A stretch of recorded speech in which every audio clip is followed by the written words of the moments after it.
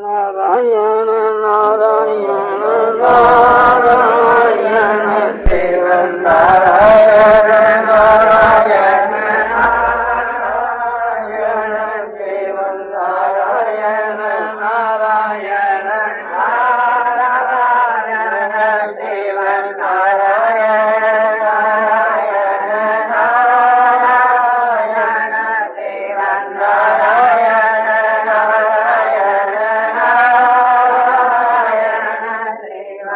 शिव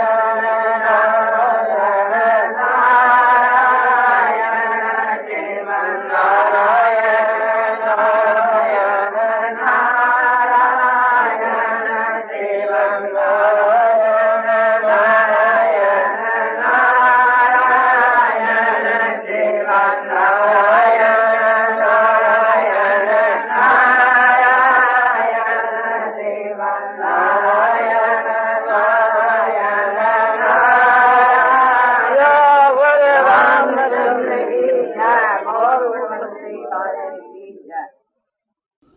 महापुरुषों की जो महिमा की बात कहने के लिए कहा और उनके प्रभाव की बात के लिए कहा,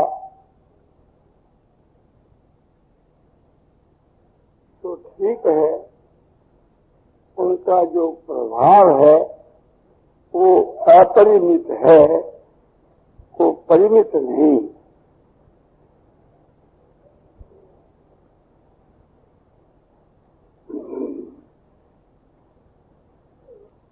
कहने के भी इसके वहाँ कई बातों को लेकर के संकोच भी होता है। एक तो इस बात को लेकर के कि संसार के बीच के वहाँ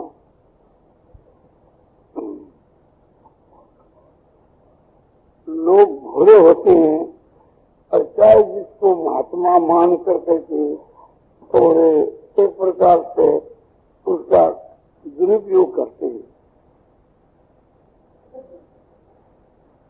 संसार में बहुत से झूठे महात्मा बने हुए हैं।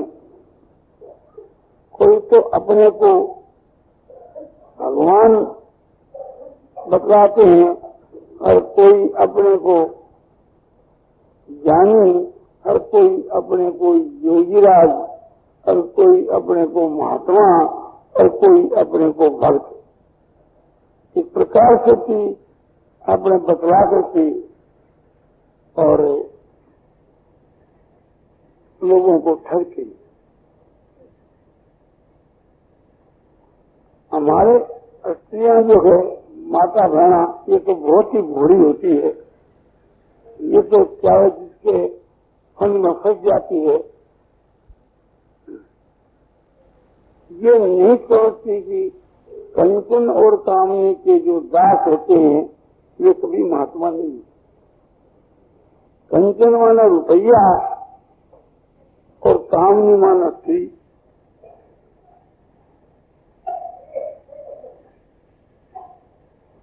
और उसको के जो पुरुष होते हैं उनमें मान, बड़ाई, पूजा, प्रतिष्ठा, वास्तव में उसकी गंध भी नहीं होती। मान, बड़ाई, पूजा, प्रतिष्ठा को वे मलमूत्र के समान समझ। उसको के पुरुषों के बीच के वहां समता होती है, स्वार्थ का त्याग होता है और वे दूसरों के हित में रहते हैं। उनका अपना तो कुछ कार्य रहता नहीं। उनका जो कुछ अपना तन मन धन है या जो भी किसी एक प्रकार से उनके अधिकार के वहां चीज है, वो सब जगत जनार्दन की है। रात और दिन वे उसी काम के वहां लगे रहते हैं। तो ऐसे पुरुष इस जमाने में बहुत ही कम होते हैं। अब ये नहीं, द्वापर युग के बीच के मां भी बहुत ही कम थे। इसी बात को ध्यान में रख करके भगवान श्री कृष्ण जी ने 7वें अध्याय के 30वें श्लोक में कहा है कि मनुष्याणां सहस्रेषु कश्चित् यतति सिद्धये और यततामपि सिद्धानां कश्चिन् मां वेति तत्वतः। 18 आदमियों में से कोई एक आदमी भगवान कहते हैं मेरी प्राप्ति रूप सिद्धि के लिए प्रयत्न करता है। 18 में कोई एक, और प्रयत्न करने वाले सिद्धों में कोई एक ही पुरुष मुझ परमात्मा को तत्व से जानता है। तो हजारों पुरुष मनुष्यों के बीच के वहाँ समझो, यानी लाखों करोड़ों मनुष्यों के बीच के वहाँ कोई एक ही महापुरुष निकल। आज करीब हिंदुस्तान के बीच के वहाँ 40 करोड़ मनुष्य होंगे, और जो ये हिंदुस्तान जो है अध्यात्म विषय का केंद्र है। सारी दुनिया के लोग अध्यात्म विषय की शिक्षा, सारी पृथ्वी के लोग अध्यात्म विषय की शिक्षा इस भारतवर्ष से लिया करते थे। ये बात सुन मनु जी ने कही। ऐसे अध्यात्म प्रधान इस भारतवर्ष के बीच के वहाँ समझो कि 40 करोड़ मनुष्यों के बीच के वहाँ जो जिसको हम लोग महापुरुष कहते हैं, ऐसे 40 पुरुष भी शायद ही हो। तो इससे करोड़ आदमी में से एक आदमी इस गणना से पड़ जाता है। आजकल इस प्रकार से चीज देखने में आता है, कितने सैकड़े हजारों आदमी एक दूसरे को ही महात्मा मानते हैं, और दूसरे सैकड़े हजारों आदमी एक दूसरे को ही, और कितने एक तीसरे को ही, कितने एक चौथे को ही। तो सब इस प्रकार से अपनी अपनी ढपनी सी बज रही है। और समझो कि आपने कितने अपना अपना भगवान बना रखा है। कितने आदमी तो समझो कि हमारे देखने के बीच में ऐसी बात आती है, और उनको भगवान के नाम से संबोधन करते हैं, और वह पामर उस भगवान के नाम से अपने को स्वीकार करते। ख्याल करना चाहिए कि जो इस बात को खुद स्वीकार करता है कि मैं महापुरुष हूँ, या मैं एक ज्ञानी महात्मा हूँ, या मैं एक ईश्वर का अवतार हूँ, या मैं एक योगीराज हूँ, या मैं एक जीवन मुक्त ज्ञानी हूँ, उन स्वीकार करने वालों में तो शायद ही कोई श्रेष्ठ पुरुष निकले। ये आपको एक कुंजी बतला दी जाती है, इससे कि आपको थोड़ा समझो कि ज्ञान हो जाए। श्रेष्ठ जो पुरुष होते हैं वे खुद तो अपने को श्रेष्ठ कहते ही नहीं, किंतु दूसरे जो लोग कहते हैं उनको भी वे स्वीकार नहीं करते। तो संसार के मां जो प्रसिद्ध नहीं है, गुप्त रूप से रहते हैं, उन पुरुषों के बीच के मां कोई महापुरुष हुआ करता है। और ये नहीं कि प्रसिद्धों के वहां कोई नहीं होते। सैकड़ी जो प्रसिद्ध आदमी लोग मानते हैं उनके बीच के वहां कोई एक महापुरुष है, उनमें भी होता है, किंतु इसका पहचानना जो है तो बहुत ही कठिन। तो महापुरुषों के गुण और प्रभाव की बात और उनकी महिमा की बात एक तो इसलिए कम कही जाती है कि जो झूठे महात्मा बने बैठे हैं वे लोग एक प्रकार से उस पद्धति से अपने को पूजाने लगेंगे कि देखो एक प्रकार से गीता भवन में झेदियाल गोविंद के ने महात्माओं के विषय में ऐसी बात कही, और वह महात्मा है तो मैं हूँ। इस प्रकार से आप वो महात्मा बनकर के ज्ञानी बन करके, योगी बन करके और अपने को पूजाने लगेंगे। हम नहीं भी कहें तभी एक प्रकार से यह जो वो प्रथा जो चली हुई है या तो बंद होनी मुश्किल कठिन है, किंतु एक प्रकार से उसको समर्थन कर देने से और उसको प्रोत्साहन मिल जाएगा लोगों को। और दूसरी बात यह है कि कोई आदमी ऐसा समझ लेता है कि महात्माओं के जो लक्षण बतलाते हैं तो ये एक प्रकार से इसको ये महात्मा मान ले, में यही साथ महात्मा हो ऐसा मान करके और मेरे साथ के बीच के वहां दुर्व्यवहार करने लगते हैं। दुर्व्यवहार ये एक प्रकार से उसकी बड़ाई करनी, उसको मान करना या उसकी प्रतिष्ठा करनी या उसको महत्व देना, ये दुर्व्यवहार है। जो एक प्रकार से थी समझो कि हमने अच्छे पुरुषों से ये बात सुनी है और समझी है कि अच्छे पुरुष जो होते हैं वास्तु के बीच के मां अपने कलंक समझता, माने यह है कि जो अच्छे साधक होते हैं वे भी एक प्रकार से अपने मान बढ़ाई के फंदे में फंस जाते हैं तो गिर जाते हैं। तो यह एक बड़ी एक प्रकार से बला है। तो साधक जो पुरुष हैं उनको तो खुद ही सावधान रहना चाहिए। जो अच्छे पुरुष होते हैं वे मान बढ़ाई खुद नहीं चाहते, किंतु दूसरे लोग उनको मान और प्रतिष्ठा देते हैं तो वो अमृत से भी बढ़ करके प्रिय लगने के कारण से भी साधक आदमी उसके वहां फंस जाते। इसलिए एक प्रकार से साधक मनुष्य को तो इससे दूर ही रहना चाहिए।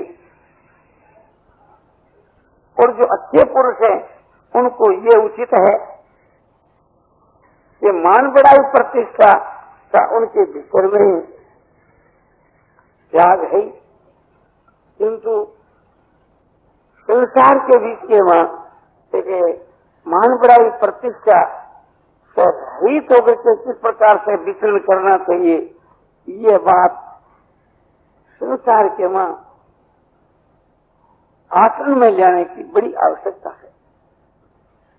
समझो कि जो इनके किंकर हैं वे तो अपने को पूजाते हैं तो क्यों ऐसा करेंगे।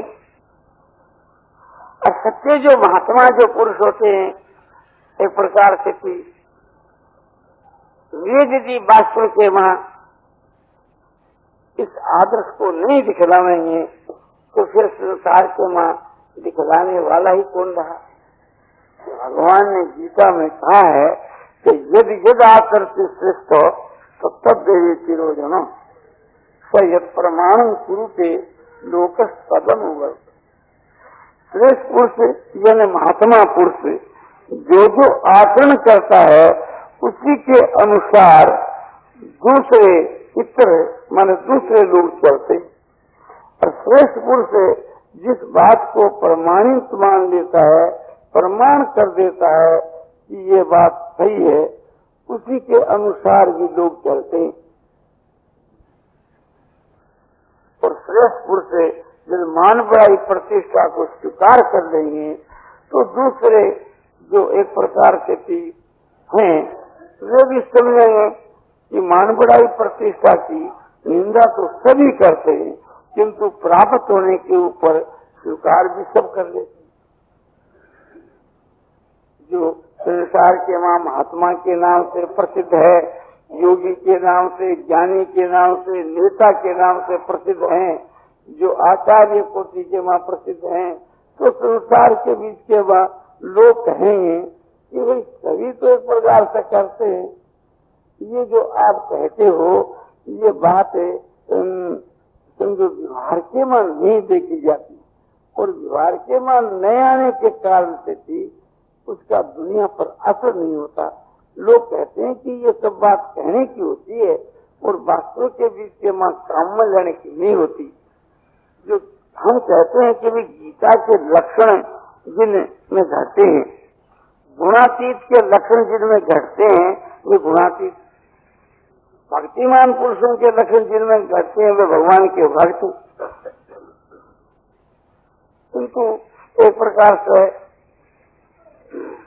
चर्चा करने वाले तो ये कहते हैं कि ये पुस्तकों में तो हमने देखा, किंतु ऐसे मनुष्य हमारे को बतलाइए कि ये बात किस में घटती।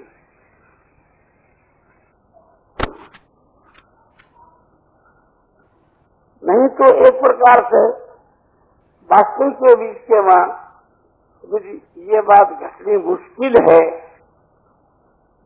तो ये एक उत्तम जो लक्षण है केवल पुस्तकों के वहां ही आदर्श है। तो बतलाने के विषय के वहां आपको उस दिन मैंने बतलाया था कि ऐसे जो पुरुष संसार के वहां नहीं है तो नहीं, संसार में किसी भी चीज का अभाव नहीं है, किंतु हमारी जो परीक्षा है वो अच्छी है, ठीक नहीं है।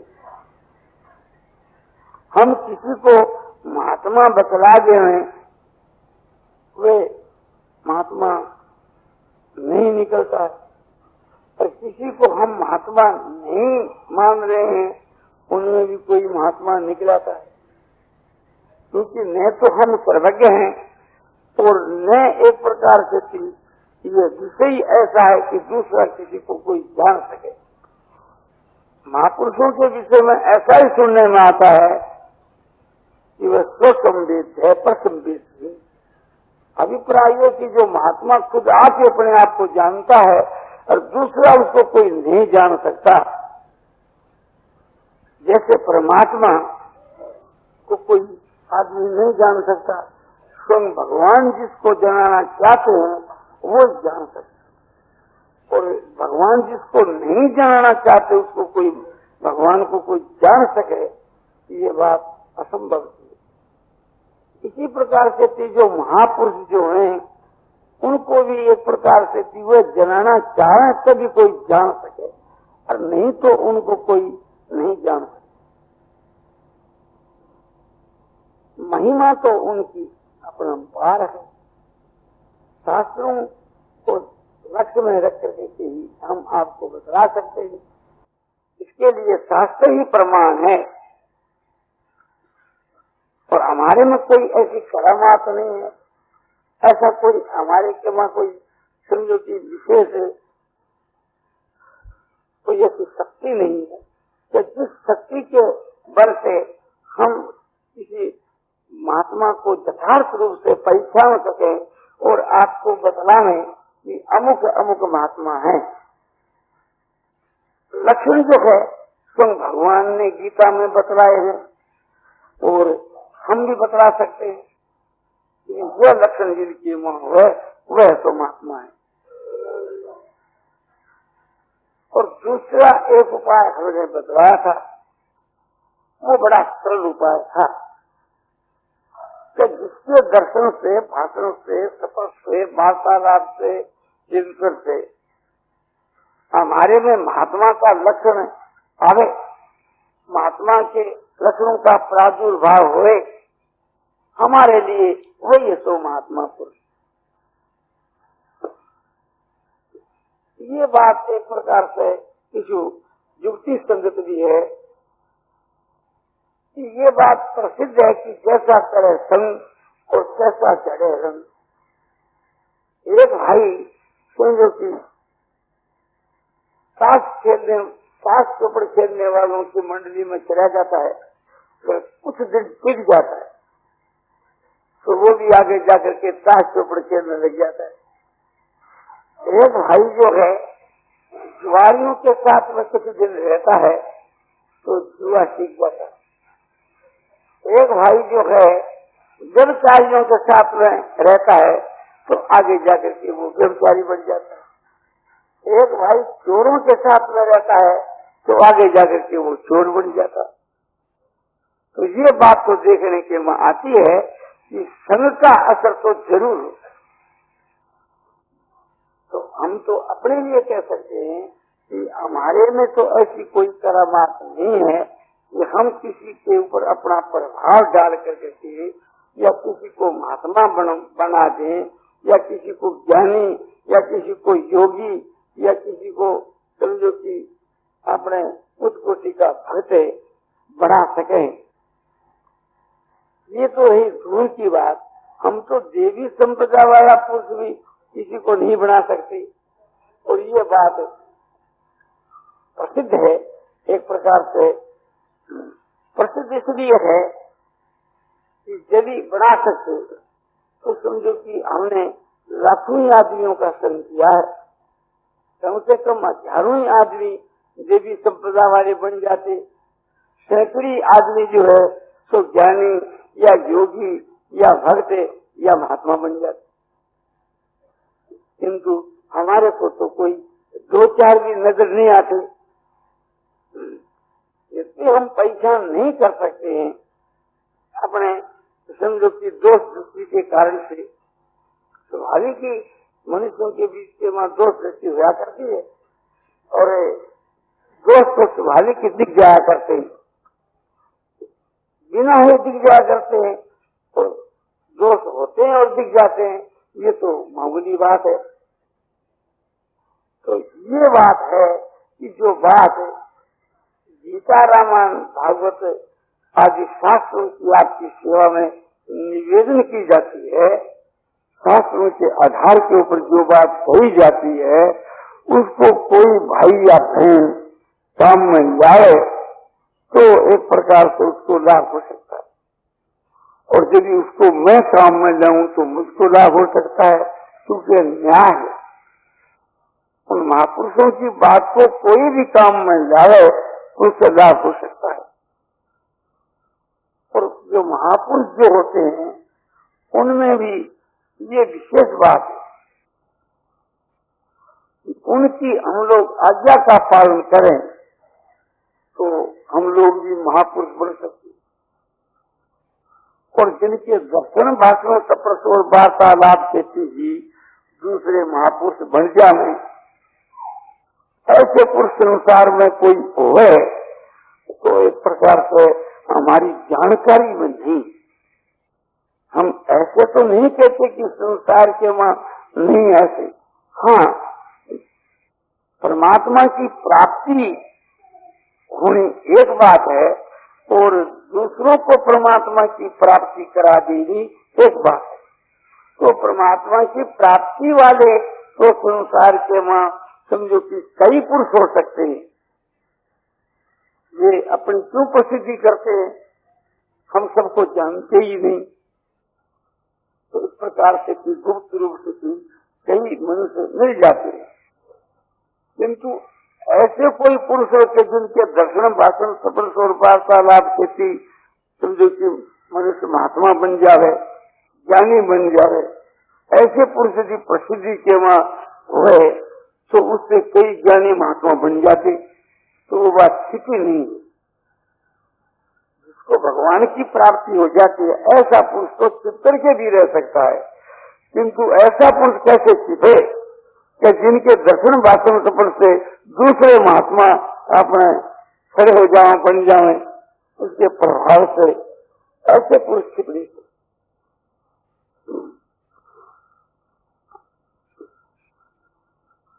तो जो अधिकारी जो पुरुष होते हैं जो भगवान के भेजे हुए भगवान के घर से अधिकार लेकर के आते हैं, भगवान संसार के वहां उनको लोगों के कल्याण के लिए जो भेजते हैं, ऐसे जो अधिकारी पुरुष होते हैं उनमें ऐसे पुरुष होया करते हैं कि जिनके दर्शन भाषण सफल और वार्तालाप से दूसरे लोग भी महापुरुष बन जावे।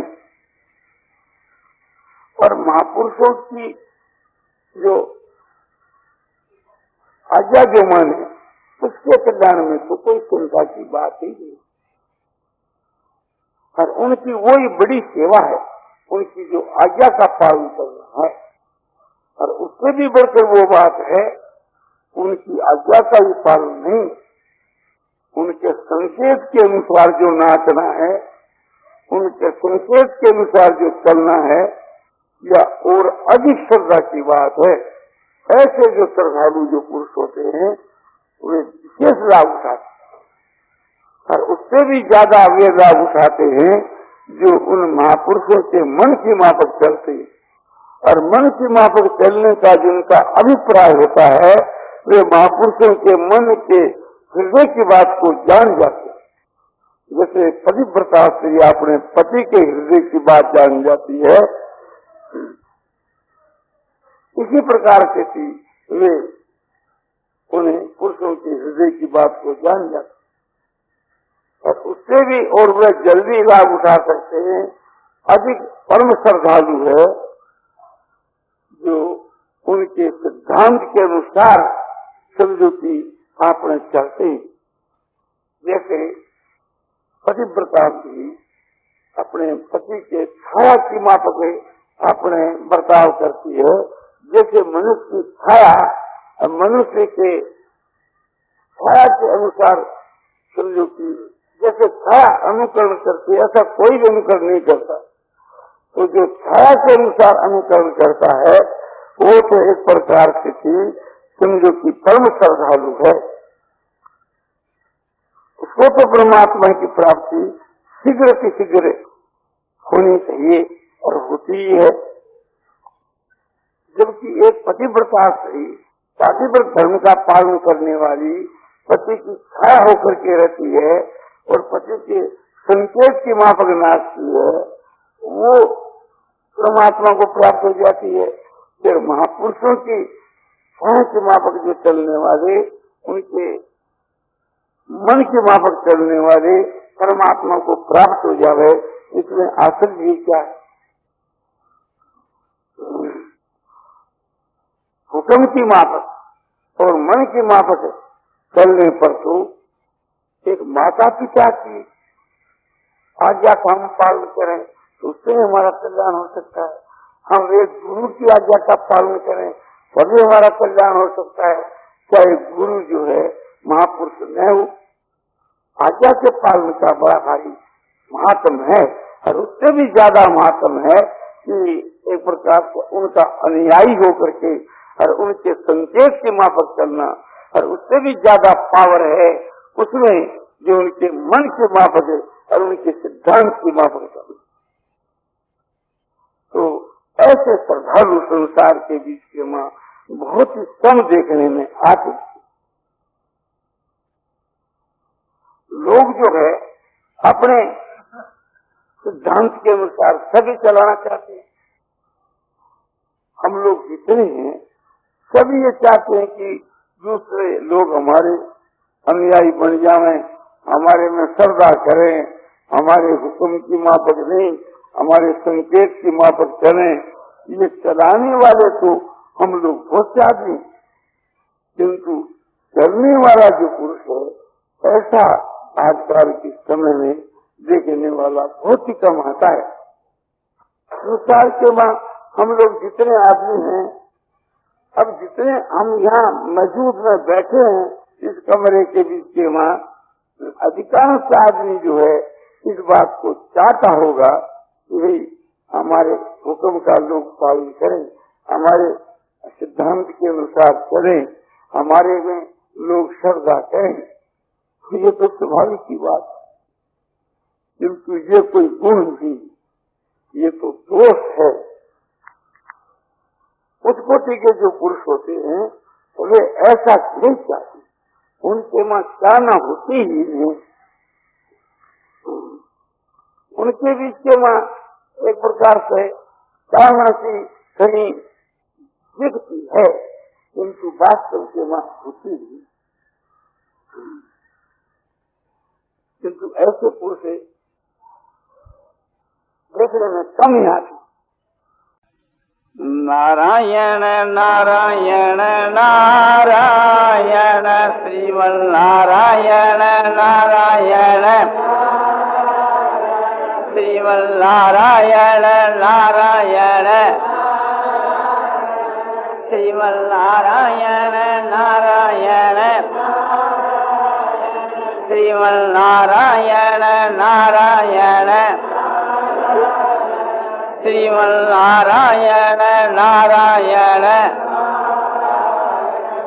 श्रीमन्नारायण नारायण श्रीमन्नारायण नारायण श्रीमन्नारायण नारायण नारायण नारायण